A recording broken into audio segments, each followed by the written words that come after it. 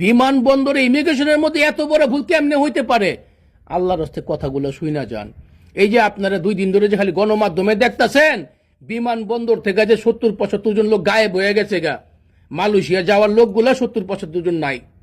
আল্লাহর রাস্তে কথাগুলো শুই না যান। এই যে আমাদের বাংলাদেশের প্রধানমন্ত্রী জনাব তারেক রহমান সাহেব মালয়েশিয়া সফর কইরা আইছে, ওই বেটার মান সম্মান কি আর রইছে এখনে? আপনারাই কন্যা কয়েকদিন আগে বেচারা সফর কইরা আইছে। মালয়েশিয়ার প্রবাসীরা কি দাবি করছে সরকারের কাছে? আমরা যে অবৈধ লোকগুলা আছি, তোমরা মালয়েশিয়া সরকারের অনুরোধ করে আমাকে বৈধতা রাস্তার একটা ব্যবস্থা করে দাও। ওইটা আলোচনা করছে। আমাদের কিছু প্রবাসী ওখানে আকাম কুকাম করছে, ওরা ধরা খেয়ে জেলে পুরা রয়েছে, অগরে ছাড়া দেশে লয়ে যাওয়ার ব্যবস্থা করা, ওইটার বেচারও কথা কইছে। এবং অল্প টাকার মধ্যে মালয়েশিয়া যাইতে পারে ওইটারও ব্যবস্থা করে দেন, ওই বেচারা ওইটাও কথা কইছে।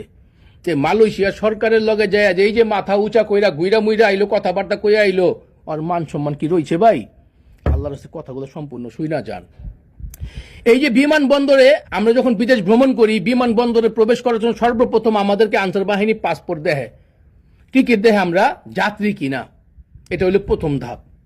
দ্বিতীয় ধাপ, ঢুকার লগে গেটের সামনে কি আছে, ওখানে মনে করেন যে বেল আছে, মালগুলা স্ক্যান করে চেক করতেছে, আবার আমগো বডি চেক করতেছে। দ্বিতীয় ধাপ শেষ।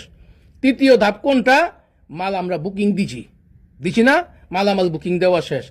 চতুর্থ ধাপ, ইম্পর্টেন্ট ধাপ, আপনার পাসপোর্ট ঠিক আছে কিনা, নাম ছবি ঠিক আছে কিনা, আপনার ভিসা ঠিক আছে কিনা, এটা হইলো ফাইনাল চেক চতুর্থ ধাপের মধ্যে। তারপরে যাইতে হইব কই? আমাদের পঞ্চম ধাপ, যখন বিমানবন্দরে আমরা বিমানের ভিতরে প্রবেশ করব, ওখানে আমাদের ভিসা চেক করা হয়। এখন 70-75 জন মানুষের গায়েব হয়ে যাওয়ার কারণ কি জানেন?